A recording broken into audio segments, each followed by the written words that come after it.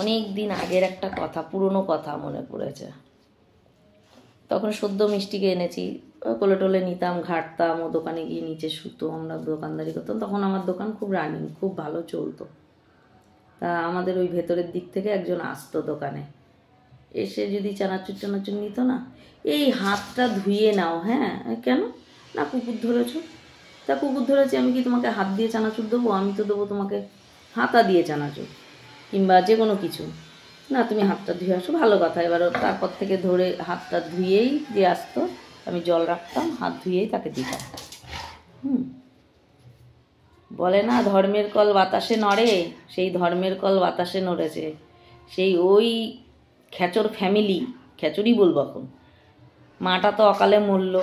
যেই লোকটা আমাকে এই কথাটা বলেছিল, সে তার মাকে পিটিয়ে মেরেছে, মেরে এখন জেল খাটছে।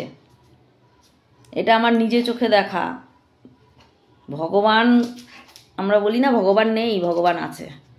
তোমাকে এই জন্মের ফল এই জন্মেই তোমাকে বুঝিয়ে দিয়ে যাবে। আমি কুকুর কোলে নিতাম, ঘাটতাম না। কোলে নিয়ে হয়তো ওটা আমার সন্তানের থেকেও বেশি কিছু, এরা আমার সন্তানের থেকেও বেশি। মানে বলতে নেই সন্তানের ওপরে নাকি কেউ হয় না, কিন্তু আমি বলি এরা আমার সন্তানের থেকেও বেশি। কেননা আমার অসময়ে, আমার মন খারাপে, আমার সুখে আনন্দে সবসময় এরা।